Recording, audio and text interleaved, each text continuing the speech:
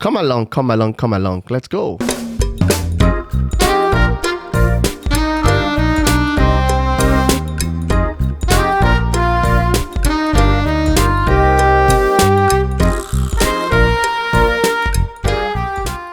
Hello, guys. Welcome once again to the YRJ podcast with Nasser and Joe. where we help Canadians build wealth through real estate ownership and investments. I mean, there's no other way you want to build wealth, right? Like I've There always, are other ways. Don't scam our for me, viewers. like I've always said, right? Every business structure, right, has its residency. If it's the left to land. you, you won't allow people buy any other thing except real estate. because nothing is as real as Oh, real true. estate. I see your It's the point. realest. It's the realest business. It's the realest, surest, right? Because as far as people are still living, right, you're still in the world of men, humans, even animals. They don't live. Even eagle.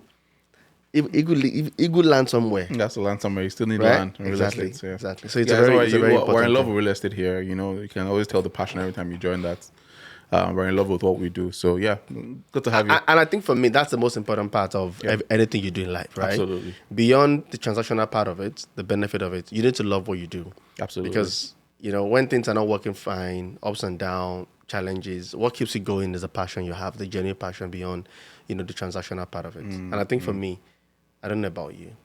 Yeah, I think for me, that's what drives me. I love it. I love every second of real estate. You already know the deal. Those moments where, think about the first-time home buyer having their first deal, haven't gone through the whole stress of You're right. making an offer, inspecting, now they're waiting, closing, bank transaction, And down that deposit, joy, everything. yeah. And then on that day, you're giving These are them your the keys, keys. right? I feel wow, so surreal. And that'll be you. That'll be you someday. Absolutely. You watching. Don't Absolutely. worry. Your day is coming very, By very the soon. grace of God, absolutely. Because speaking of first-time home buyers, Yeah. I guess today is a good day to touch on 5 key mistakes that first-time home buyers make. Yeah. Right.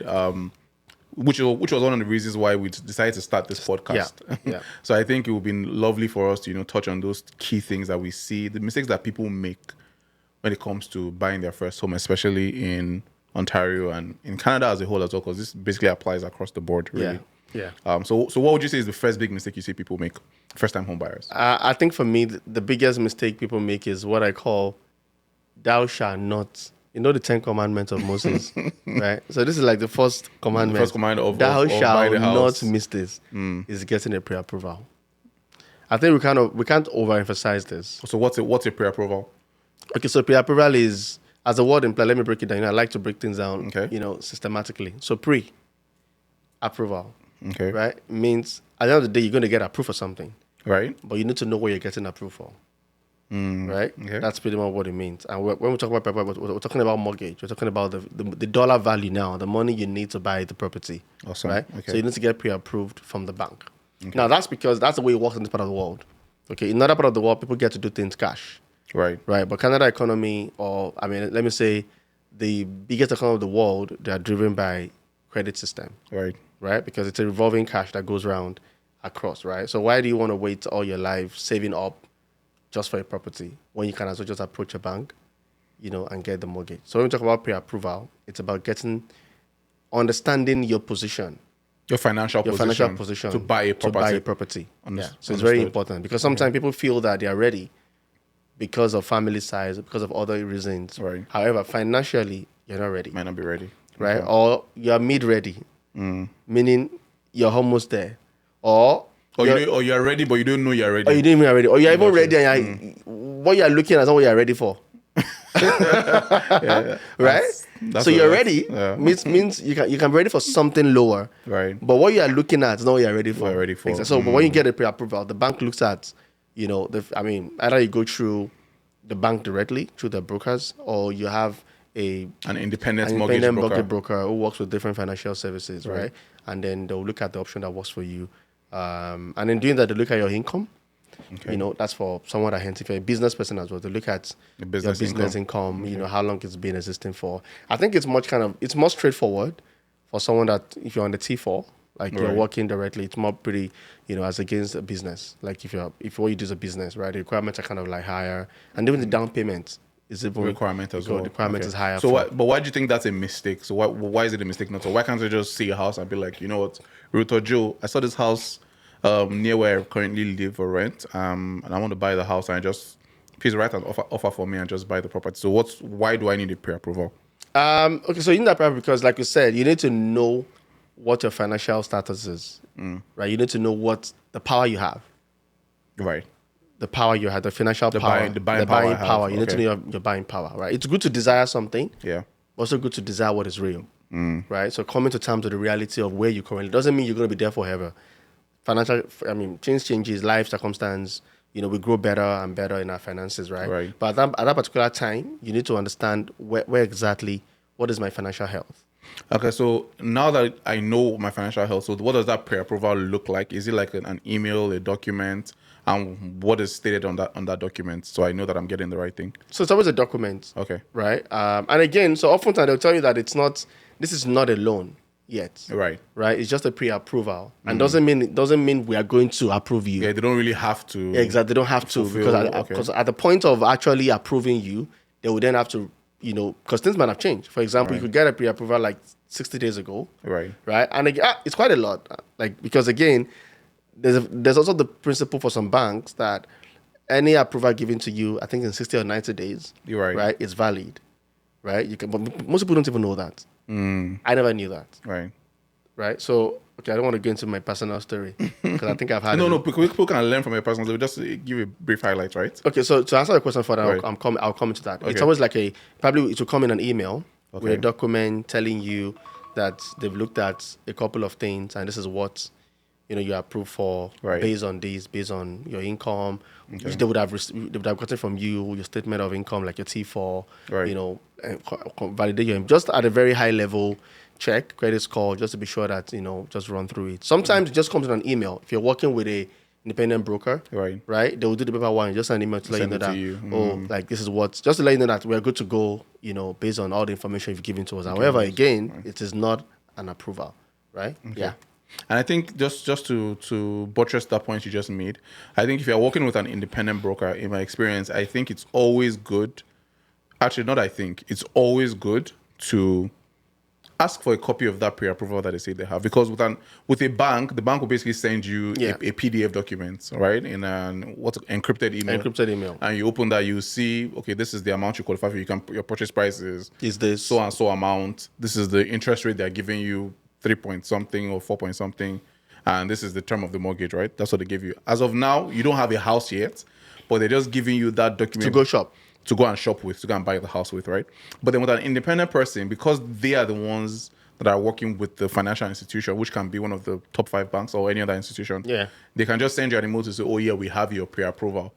But I've had cases where the broker told us that they had a pre-approval, and then it was time to close, and then we're still running helter-skelter. Yeah. So don't listen to, Yes. you have to have something. Have something concrete. Yeah. Because what we don't want as your agents is to go into the market, we bid on a property, we've checked all the boxes, but the only thing left now is that pre-approval, and then we can't move forward because and a mortgage person told us this was the situation when it wasn't the actual case. So yeah, just wanted to touch on that point and elaborate on that. Yeah, and there was something you asked me that I was going to talk about. Yeah, so you said you did not know when you were buying your own first property that you didn't know about the holdover period.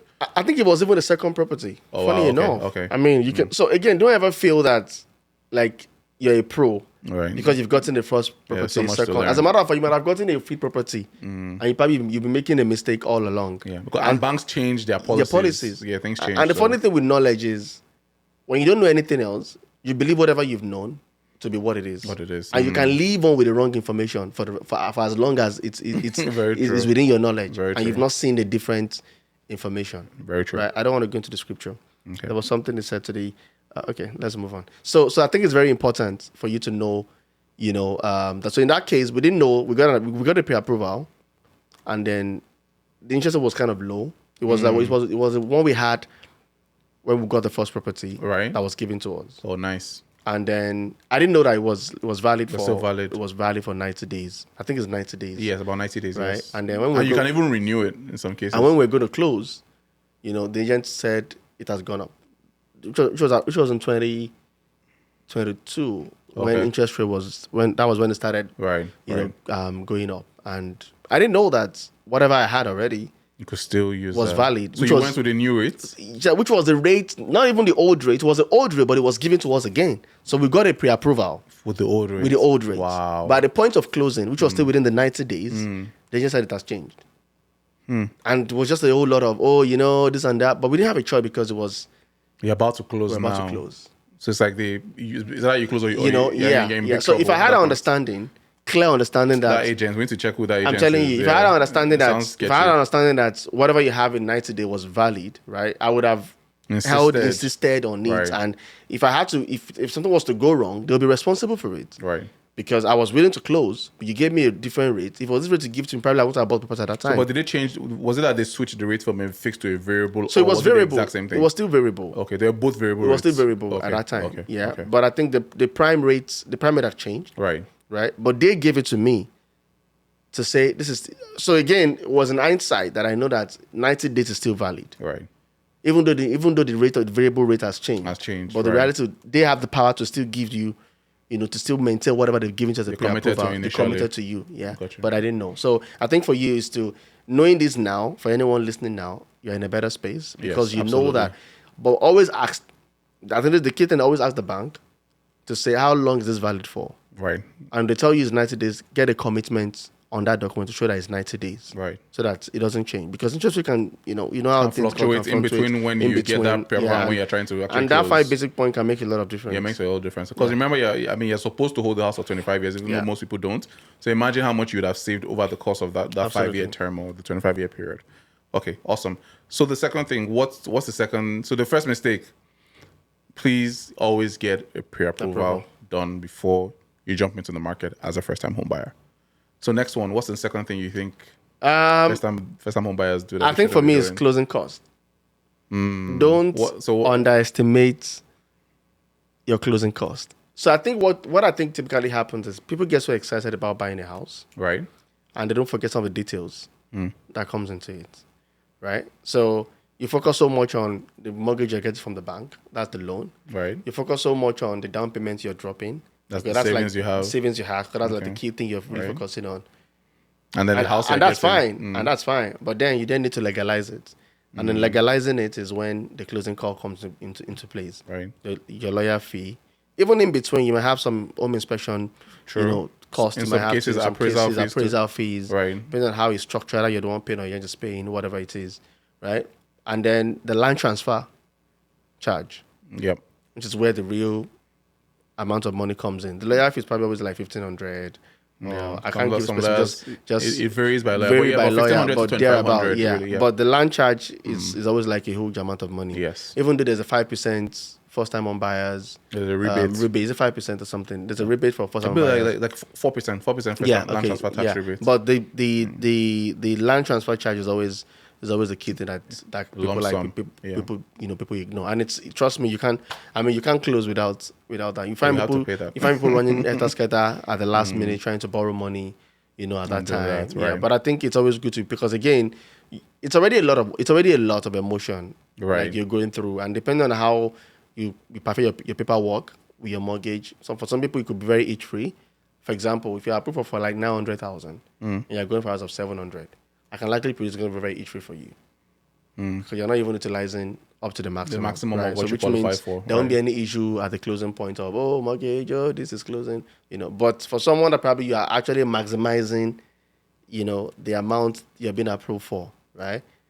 On the closing day, it could be, it could get a little bit, because by the time you're dropping your down payment, your lawyer is doing the maths. The plus and minus. The plus and minus of what you have. Right. And, oh my God, sometimes I just remember do you know sometimes people mistake this first 5% thing, and they assume that if I'm buying a house of 800, all I'm paying is 5% down. I was going to touch on that. Maybe you want to touch on that. Yeah. So in addition to closing costs, right? So let's just say the mistake people make is they don't count the costs of buying.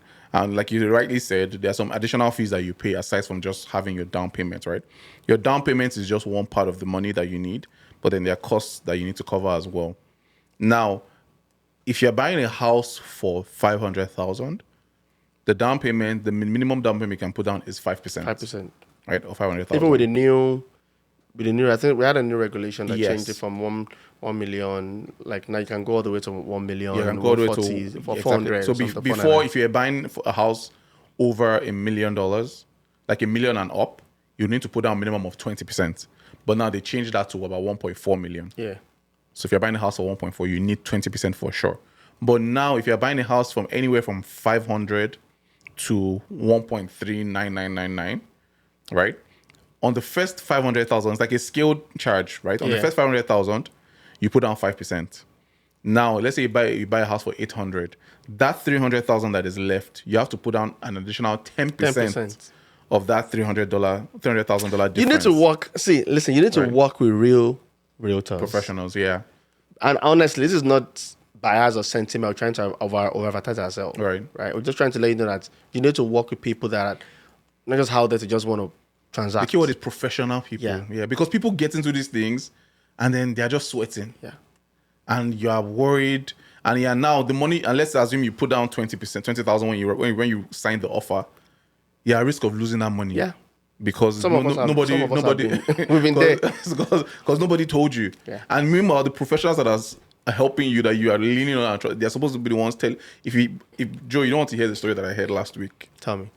I don't know if we have time to cover that story, but basically now, somebody met an agent. I got this call last week. I'm always getting these calls. I don't know why I'm always getting calls after the fact. Yeah, save you. Somebody met an agent, right? This agent said, now this agent was double dipping. What double dipping is? Okay. Yeah, working with two agents. So- I mean, two clients. Maybe the buyer and the seller. Absolutely. So now the agent was the one selling the house Okay, for Then- the seller. for the seller, and then tells the buyer, "I can get you this house. I'll get you this property." And there was no disclosure. Wait, I'm getting there. Okay. I'll get you this property, right? Believing that, okay, he has a relationship with the seller or whatnot. This lady and her family gave the agent 15,000 as a deposit. Why are they even doing that? Why are you giving yet a deposit? Thank you. This goes to another mistake. Buyers, you do not give the deposit to any agent. No. The deposit has to go into the agent's brokerage Brokerage. You trust pay account. into trust account. Yeah. Right.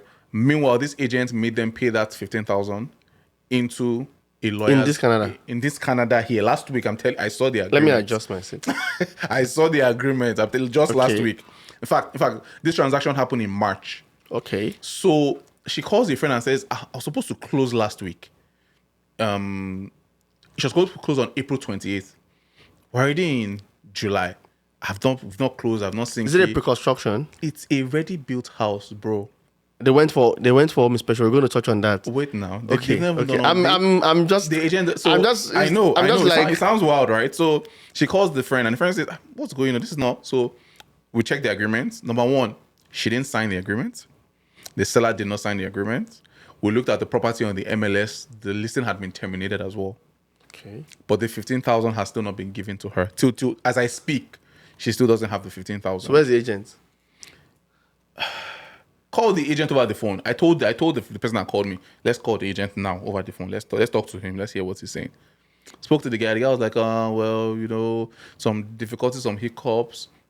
I was now telling the person the questions to ask the person. He was even asking, "Oh, are you an agent?" The guy's like, "No, I'm not an agent. I'm a financial advisor. I'm just asking because that was the person that called was a financial advisor calling on behalf of his friend that got scammed, quote unquote." The guy's like, "Okay, yeah, they'll return the money." Till today, they haven't returned the money. Now, the reason I say this is because you look surprised. I mean, I'm really very surprised. I But know a lot of shit does happen. But you're forgetting that a first-time home buyer has Doesn't no know. knowledge about Yeah. anything. And we are supposed to be the guardian to So help if they them. fall into the wrong hands, they don't know what a trust account is. They don't know who they are giving a deposit to. All they know is that I want to buy a house. Wow. Real life story. Okay. So So I mean, how did he end? it has not ended. We're still there. So just to get understanding. So at what point do you get the brokerage involved in this? As you mean the buyer that looks like they're about to get scammed? Yes. How do you get the agent's broker of record or their Involved. brokerage involved? Something called broker of record. Yes. That's like the administrator Right. for the brokerage. Because we all work with the brokerage, Yes. except you own your brokerage already. Right. Right. Yeah. So the advice that was given to that client now was we told her to speak to a lawyer, have the lawyer write to the agent as well as the agent's brokerage yeah. to say this is the situation, this is what has transpired, and I'm yet to get my deposit back. Please, I need my deposit in the next 24 to 48 hours. Now, I think even beyond the deposit, I'm going to RICO. Yeah, I think which is the Real Estate Council of Ontario. I mean, I think that's the best approach, right? Yeah. I mean, I think the moment any agent hears about RICO, I'm seeing that guy almost. I mean, if their license is I'm at seeing this guy risk. licensed at risk already because he has done everything fraudulently. But let me now tell you something interesting. The seller of the house now called the buyer client to tell the buyer client that she's suing the agent as well. Okay. I don't know why. I don't know what happened. Okay. So it's a very, very, as of now, it sounds like a very messy situation. As of now, yeah. A very messy situation. So did the agent ever deposit the money into the brokerage?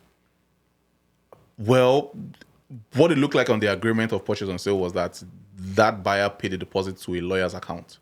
So I don't know. Okay, so that should never happen in the first instance. Exactly. I mean, it's a number one red flag. It's a red flag. In transaction of real estate, Yeah. down deposit goes into the brokerage. As a matter of fact, we'll sign that in, I think, in your Schedule B or Schedule C, depending on the kind of schedule, how lengthy the schedule is. Schedule is right. Yeah. But again, a first-time buyer they don't know what the schedule is. They have no idea. They're just trusting I the feel knowledge and the like guidance. dancing. I know. I'm feeling proud. Like, so when Lily was speaking to us, she was like, "Wow, now that I'm speaking to a professional, okay, what do I do?" Wow. But like, it's so people fall into the wrong hands, right? And you never know. Yeah, but it's crazy. Yeah. It's crazy. So I think I mean things are happening out there. I'm sure this is just one of those things. Yeah, streets are wild. I've heard quite a lot of other funny ones, and I think the most popular one is realtors. And we're not trying to like run down anybody. We're just trying to give. This is just strictly educational. Right. To just let you know what your rights are, what you need to know. Yeah. Right. And why you need to work with a professional realtor. Right. Now I'm saying this because it takes a lot to get his license. It's not something it's not like you just wake up and to become a realtor and then the following day you pay money to RICO and then boom, you're on the street. Because people always feel that, I mean, what are they even doing, sir? Yeah. Let me tell you what I'm doing for you to know what I'm doing. I wrote 6 exams. To be able to sit down. He's very passionate about this. To sit down here and be able to give this information, it took me 6 exams. Now, if that was a degree, that's already a bachelor's degree. Because 6 exams that's 3 years already. Of your life, that's 6 semesters. And for you to graduate in any college or university. The books are like this thick as well. I mean, when I started, this very good man didn't tell me what I was getting into. It looks so I'm just trying to let you look so beautiful. Like, what was it, a real time? Because where I was coming from, my home country, he's very different here. It's actually like you're going to get a degree. Yeah. Because a degree takes about 3-4 years. Right. Right. So which is probably going to write 6 exams. Yeah. And they've done a lot of things. They make it now they make it different. They make you come in person as well. To have practicals, like your practicum, to do things just to get the result. So for me, it's not something I'm going to joke with for any dollar. Yeah. But unfortunately, in every industry, there are bad actors in every space. So it's just unfortunate. So which is why it's very important for you to know this information we're given. If you need to save this video, this video is like SOL. It's a masterclass. Save our soul. SOS. It's not SOL. Save our soul. Right? It's going to save your soul when you get to that point. Even if you're considering to buy or you don't have an idea yet, it's important for you to have this information. So let's get back. Okay. So number 2 mistakes. So first one is get a pre-approval. Number 2, don't underestimate the closing cost or any other cost that is involved. So what's the third one? Okay. You don't want to skip your home inspection, except if it's a I mean, for me there's no exception. Even if it's a pre-construction. But what if the deal is based on? Well, if in a hot market, right, where there's so much pressure on you. Yeah, so what I would say in a hot market is understand how much you're buying for. Right. Okay, because there's still a power in your hands. You just don't know you have some power in your hands, even if it's an hot market. Right. Right. Now, which is better for you? For everyone to rush in and buy something wrong than for you to insist on what you really want because you know how much you're paying. And like I always say, my own, again, which I think you would disagree with me, my position is always, why is a seller hesitant for an home inspection? If you're very, very sure about what you're selling, why are you so much? I've not told you I'm not going to buy. Right. I've only placed a condition. And the way condition works is I can't back out except it's based on that condition if it's not met. Right. So it's not like if I say I want to inspect the property and everything is check, I can now say I don't want to buy again, even if it doesn't work that way. Because the only reason why I'm putting, because what you have is an offer. It's already valid, it's legal, just that there's a condition attached to it. That the home inspection has to be done. So it's not like if you do the inspection and the report comes out good, you can just back out. Back out, no. You can back out if the landlord doesn't insist on seeing. Or the seller, you mean? Or the seller, rather, insist on seeing the report. Right. Because you can easily back out and the seller might not mind, like, whatever. But probably already in his mind, there's somebody else even willing to buy at a higher price. Probably you are buying for, like, let's say 900. Right. And it's fine. You went on inspection. And in his mind, he's even praying. Like, say you're not buying again. Because probably somebody else is bidding. Already bidding for, like, 1 million or more than that, right? Now, but if it's a situation where the landlord really want to sell the property, you have to present the home inspection report. If you're going, if you don't want to follow through with the agreement based on the home inspection, they have to see the report to be sure that that is the reason. Right. Not like you just being mischievous around when you're backing up. Yeah, acting in bad faith. In bad faith. Okay, but do you know why a seller might, like us representing sellers now, why might refuse, might cancel you out as a buyer if you want to do a home inspection? Maybe it's timing. I have other people that are willing to buy without a home inspection report. Yeah. So if I'm trying to sell my house for 900 and you're coming to me, oh, Nasa, I'm offering you 900 for your house, and I have 2 or 3 people that are offering me even 890, they're offering me less than you, but they tell me that once we sign this agreement today, the next time we're seeing each other or we're communicating is on closing. It's on closing. We have nothing. But I have a good advice. I might be tempted to go with 890 because there's no roadblock. Roadblock there. But guess what? Do you also know that even with a firm offer of no condition, right, doesn't mean the person can close. The person can close. Because if there is a material defect in the house, and what does a material defect mean? It means something that an ordinary height wouldn't have seen, but is hazardous to the house. Right? Like, let's say there's mold, for instance. Mold, and the landlord conceals that information. And as a seller, I knew that there was mold, and I still sold to you. And then you see it on closing. And then you say, no inspection. Yeah, okay, good luck to you, no problem. Right. If I go ahead and buy close firm without inspection, and then we discover that, it's going to be a problem. That's number one. Number two. But I can argue that, why didn't you do a home inspection if you cared so much about mold? You should have done a home inspection. Well, unfortunately, the question is, it's going to be a case of, do you have a knowledge of it? Because what the reasonable high can see, which is why we talk about material defects, we talk about latent defects, and we talk about the last one. There's a material defect, there's a latent defect, and is it we'll leave that to the home inspectors. Patent defect or something like that, right? Now, what a reasonable high can see, right? If I see it and I decide to go ahead without condition, I'll be held to that. Yes. Accountable but you had a viewing. You should have seen it during the viewing. Okay, you won't see what's hidden behind the walls. I can't see what's hidden behind the walls. I can't see the foundation. The landlord might know because by the time Casa blast. That's the Nigerian right? term. Meaning that by the time everything, meaning by the time things are messy and we're now talking all the big English and the grammar. My lawyer will reach out. And my lawyer reach out and they figured out that headaches. They've done some work already, which means you knew there was something. Or there was like a flooding. There was a flooding. I mean, incidents happen. Probably even your insurance should have sometimes been reported, right? Because when things get really messy, there's going to be a lot of party coming in inspecting. To be honest, even as a seller, I'll just advise the buyer, please just go. Even if you want to waive the inspection, waive the financing clause, which means mortgage or the mortgage. Put the home inspection. Just do your home inspection and just. Exactly my point. Which is what I'm saying. That for me, if everything is fine, if I look at the paperwork as a seller, and I really like what you want to like, the offer you're giving to me is reasonable. I feel like probably I'm listing for like 900, and you're offering me 1.1, right? That's really very fair for me, right? I wouldn't have a problem with you doing a home inspection if I'm really very sure that my house is in good condition. How long does it last for? 72 hours. 72 hours, just about 3 days. You understand? It doesn't change. How desperate can I be? I mean, what is happening to my life? Are they chasing me away from my house that I can't wait for 3 days if I'm really very sure that it's good for a good dollar? Right. Because again, like I said, the only reason why you can back out is if the report is not good. Yeah. But if the report is good, you can't just back out as a buyer. Just for no reason. Do you get what I'm saying? I get what you're saying. But people always feel that once the market is hot, right? You can't do home inspection. Or you feel like as a seller, I can say I don't want home inspection. Right? But guess what? If you work with someone like me, right? Maybe let me give this advice to you. In fact, we preempt it, right? Exactly. Sometimes we ask, if you're trying to create a multiple bidding situation, like as you know, and we're trying to get the highest amount for this house that we're selling for the seller. We do want to preempt it. Sorry? Preemptive offer. Preemptive offer. So meaning you can either give an offer before the offer date, or we can even do the home inspection by ourselves. Yeah, give you the report. And we give everybody the report. So everybody's working. This is the report we have. That's even more dangerous because now we are being held to it. But it's a third party person that provided that report. But I'm the one presenting it. I'm not a home inspector. So a third party. But we would advise that whose house was inspected. But hold on. So the advice is this: we're providing you with the home inspection report. But we tell you to go do your. You can still do your own report if you want. But this is what we're giving you. And if you take it, fine. If you don't, that's up to you. But the reason why we're doing that is because we don't want a situation where 5 people have come to buy the house now, and then we're now being held to, I need to do a home inspection for under 72 hours. No. The 5 people that we have today, if we take your home inspection report, right, and you hold us to those 72 hours, the other 4 buyers we have can go and buy something else. Do you understand? Before you now come back and say, okay, you don't want it anymore. Your home inspection told you that, all the furnaces and the ACs are like 20 years old.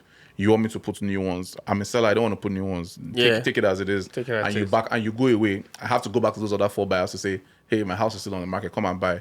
But what if they already got something else? What do I do? Now I'm caught holding the bag because you've backed out of the deal, and as well as the other 4 buyers have gone to buy something But guess what? If it's really a buyer's market, right? Think about it. Even if the other 4 has gone, if it's really a buyer's market, right, people are going to come if I have a very good house. If you have a good house. Exactly. Yeah. So if it's really a buyer's market, really like but people with bad houses also have the right to sell their house. That's what I'm saying. Even my house is bad. I have the right to also sell my house, right? For the best price so why can't I just be honest and tell you that the house is bad? Okay, well, there's that. People say that, so we'll tell you. Yeah, as it take is. the house as is. Exactly. Yeah, you see it there. No, I'm not doing anything. Like toilet's upside down. I'm telling you, I'm not going to fix it. Right. You know, exactly. But to your point, sellers get cocky when it comes to the hot market. Yeah, for sure. Yeah. But I feel like, my job is to let you know as a seller that, you know what, we got something good here. Yeah. Okay? Even if they go to inspection, if we lose the other offers, don't bother yourself. Like which is why I said, if it's really a seller's market and I have a very good property, right? I'm not really going to be You're not sweating over. I'm not going to sweat over an inspection report when I know all things are equal. Otherwise, what am I hiding? Right. If I feel something is wrong, I could easily just review whatever is wrong in the listing, right? For everyone to know, to say, my furnace is 35 years old, right? And just, because I feel like it's probably like you can't conceal something, like. But if it's not in the seller's market, right? If it's a buyer's market, it's a different game entirely. Do you understand? Right. Because for me, at the end of the day, for my clients, is I don't want to just buy something because it's a buyer's market, right? And then inspection, maybe a major renovation or a major has to be done because I'm kind of pressured, like I don't want to lose out. I don't think that. I have a philosophy of whatever you've been pressured on, think it twice. Yeah, you shouldn't buy really. Yeah, think it twice. So much pressure. Why are you so much in a rush about it? You know what? I want to do inspection. Or alternatively, if you want to be smart, if you really want the property, go with an home inspection. Home inspector at the point of viewing the house. You can do that preemptively, but then you have to pay.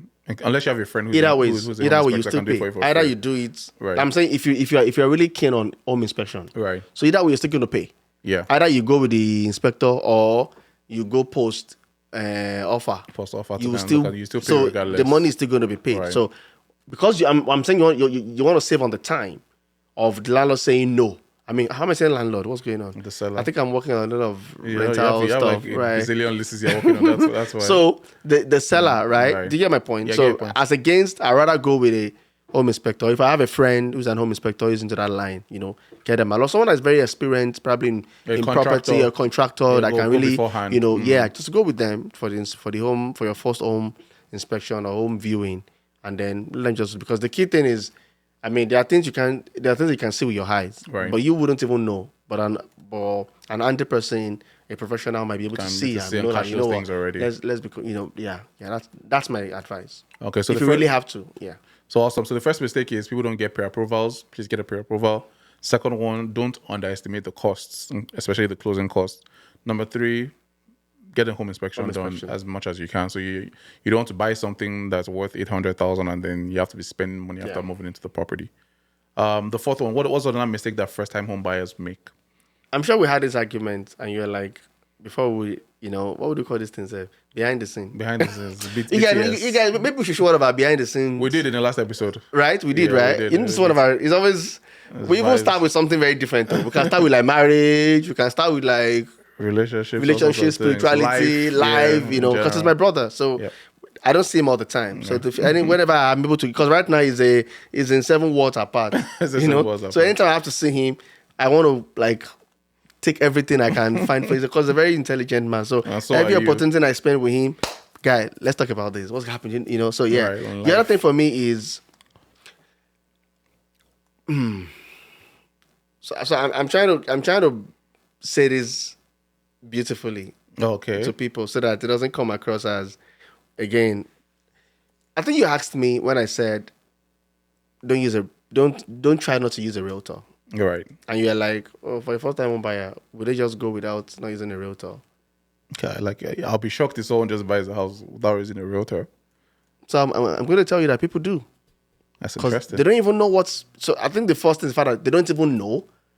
So oftentimes for immigrants, Right. we are all immigrants, right? For people that come in and then maybe they get a job so quick, you know, things are able to like settle in as quick as possible.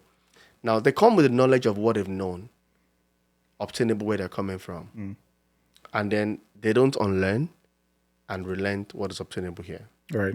So I've had someone told me we want to buy a property. Okay. They didn't even know I'm a realtor.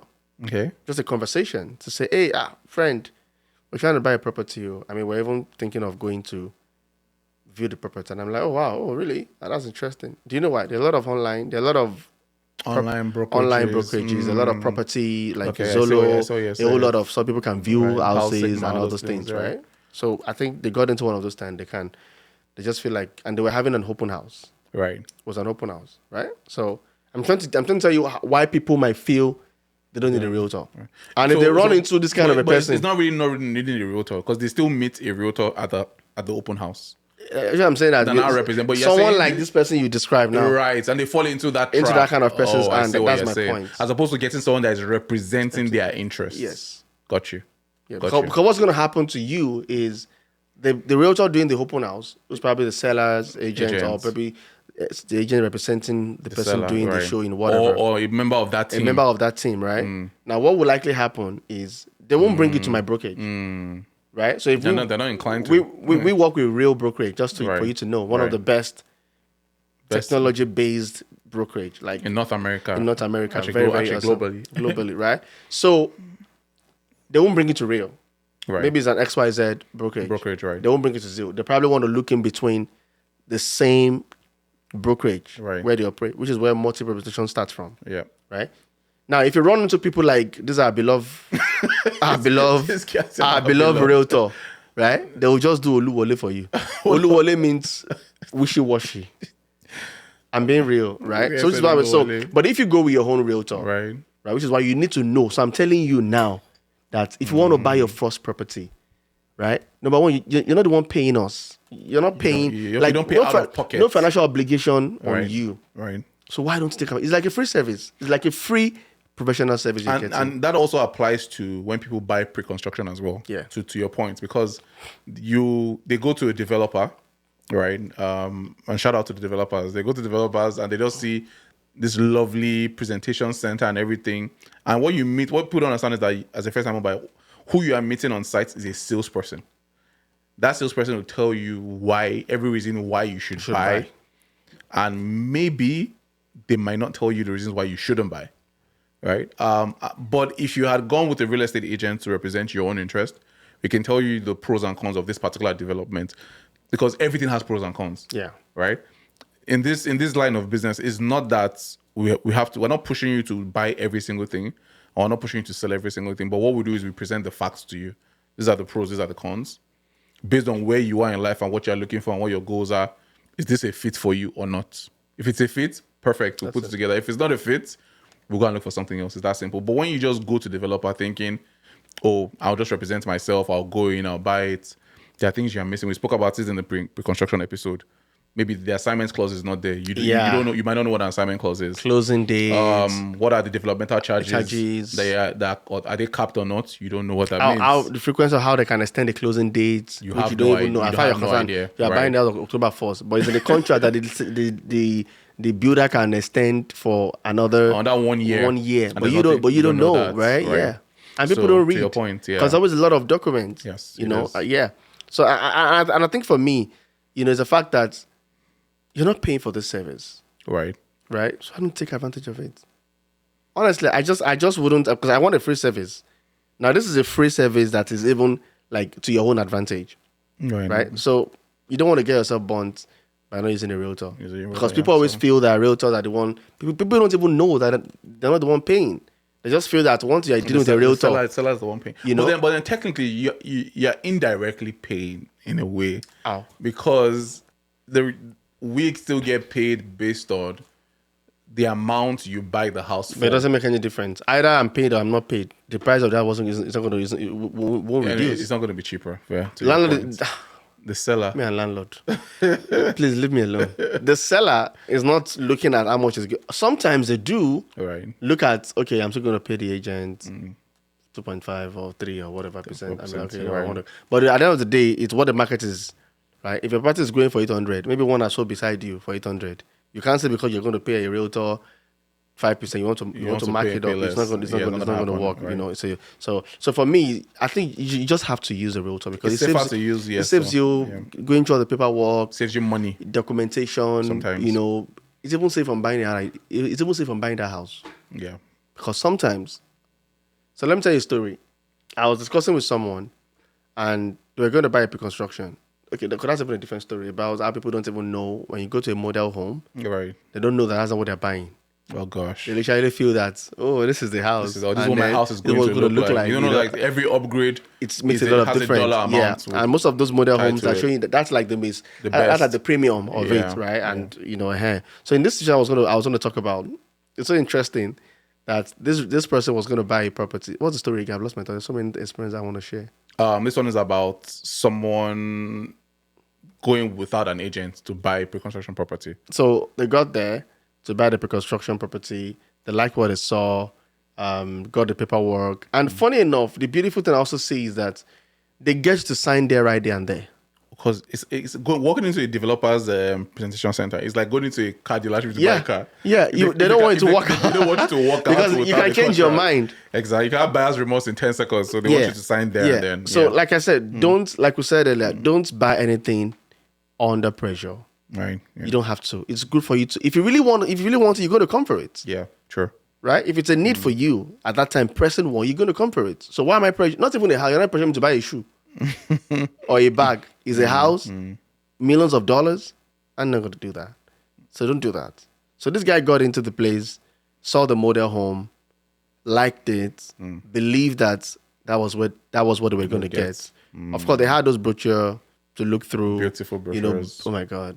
They'll sell you, like you said, you're not going to walk out without buying something here. And they're lovely houses, to be honest. We so went to Canada. And then by the time they started hiding all the... So what the guy saw on paper, don't be ignorant, honestly. He didn't even bother to ask to say, oh, he just said, what I'm seeing. This house that I'm seeing is what I want to buy. By the time they told the guy the price of what, of course. Oh my gosh. And I think it's just kind of very interesting. I think we want to be very empathetic with people. Right. Like, as a salesperson, as a realtor, you're going to make your commission either ways. But think about the people. Because it's not a debt onto you. Yeah. But those people are getting into big debt. Some of them might go crazy. You know, so what's going to cost you to like be very honest and let them know that, oh my gosh, this is the property. Right. This is the premium property that you're buying. If you're going to have to get this exactly, it's going to be different. Do you know it almost happened even to me myself? When I went to that property, I'm not going to mention the name, the one that I did a video. The developments in Clarence. Yeah. I didn't know myself. Right.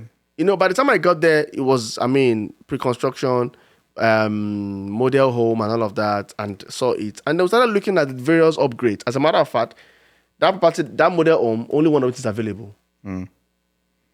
So you ask yourself the question, why are you using a house that is probably just one or two of it available to sell the other property? Again, for the developers, it's also like a form of lead generation. Yeah. But they're trying to get as much names as possible on their books. So when they have future releases, they can reach out to everybody to say, hey, it's us again, the developments that we have. Lead generation. Maybe I agree. Lead generation. Somehow, right? But I think the key thing in this, I'm trying to point out, is the fact that you need a realtor to help you look through the fine print. There's a whole lot of documentation to read through. And most time, guess the funny thing is that when you're signing, it's not a lot. It's very, very small. What you're signing is just very, very small. But the real document that binds, so it's, it's like the rope they are tying you to. It's a very short rope. But what legalizes that rope is so big that if something good, they'll tell you, but you signed it. Be like, yeah, what I signed is this. No. This is a document. We're referencing that. I haven't read, understood the terms and conditions in this document. You hereby append your signature, right? So I think it's very, don't get under pressure. Get all the documents. If you really like it, go back, walk with your realtor, let them show you what it looks like, tell you what they feel might go wrong. Just so that you can, for example, we spoke about not knowing the extension clause. Right. You wouldn't know. You're calculating October 1st. Whereas maybe your house said maybe it's October 1st or the following year. The following year, that's why we're going to get ready. Right. So it's very important. But we know all those things, right? And you had people telling that they can build a house for you in 1 year. Of someone said they can build a house in Canada for you in 8 months. Be very mindful. I'm not saying it's not possible, but it's not the norm. Yeah, it's not looking at our weather condition, Yeah. how long it takes, to really. But if it's out, it's going to have a basement on the ground or maybe like multi-units. It's very important for you to be very mindful because people sell things and oversell, and because they know that they can always extend. Right. So it's like they can always hide under that club, but you don't know. You're expecting that, and you're already bragging to everybody in your village. And once you sign that contract, you might not even see that sales agent. Because what if they move to like a different project? You might not even. We don't even recognize you. Just know that you sign. So it's important for us to be very mindful. The fourth mistake is please do not make the mistake of not using a real estate agent to represent what's the last interest. What is the last? What's another mistake that first-time home buyers make? Beg me. I have so much. I have another one I can just pull off the top of my head. Really. Yeah, pull now. So this one is more from a mortgage standpoint as well, where do not make big purchases in between buying a house. Yeah. Don't make big purchases. For a first-time home buyer. For a first-time home buyer. Actually, for anybody, really. Because it's going to have affordability, right? So, like we spoke about, we started with the pre-approval. The pre-approval takes your financial standpoint as of today, right? This is what Joe just does for his job. This is what NASA does for his job or for his business or whatever. Now you found a house. The bank now gives you a mortgage, and they give you a mortgage offer to say, okay, you can buy this house for $800,000 at an interest rate of 3.8, and you're putting down maybe 10%, which is $80,000. Done and dusted. Now you're waiting to close. Now what happens is sometimes first-time home buyers can be overzealous, and between that time you can pick up a BMW or a Mercedes or something. You see it nice because maybe they just give you one promotion at work, or your bonus is coming, 100 or 20K. Your 20K bonus is coming, or it's tax refund season, so you just gonna pick up one Mercedes. And you're financing it. If you buy it cash, that's fine, right? But remember, if you're financing it, that means there's an interest payment you pay on a monthly basis. That interest payment, once the bank finds out, they're like, hey, what's this? What's this $50,000 charge on your credit report? Because sometimes they pull your credit report before closing. And days before closing. And they might even call your employer to make sure that you are still working there as well. So again, even changing jobs too is in between closing is actually dangerous. Because you're moving from this company A to company B. And before closing, they call company A. Oh, I'm looking to speak with Mrs. Pauline and Mr. Paul. Oh, he doesn't work here anymore. What do you mean? What happened? Even though you got a new job, but technically you're unemployed because you're not starting the other job in maybe the next 2 weeks or 3 weeks or something. Even if you are starting that job. Right. The ideal rule is that 6 months, you must have gone through a probationary period. Exactly. Yeah. So that's even a big issue. And they can get rid of you, God forbid, but they can get rid of you without any recourse, right? So oftentimes, most what do we call them again? Most lenders, right, are kind of not. Your chances of even closing, it's very, very difficult. Yes, if you change, even if it's a higher job.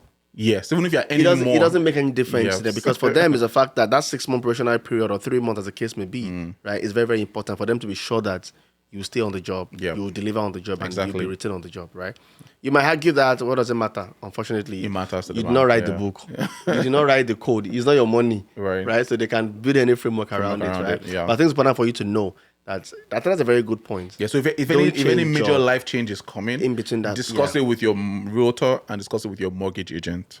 The only big thing that Before can you make happen that. that is a plus to you Right. is if maybe your trust fund get activated. Yeah, Maybe you have a exactly. If you have parent cash coming in. and they are aged and they have a trust fund. That's a different life. Oh, It's exciting. That brings me to another mistake that first-time home buyers make. So this is an additional. We promised you 5, but I'm sure we have. Let's give them a bonus. Bonus one when you mention trust fund is people are trying to buy houses, and let's assume that a bulk of their money is located in a different country.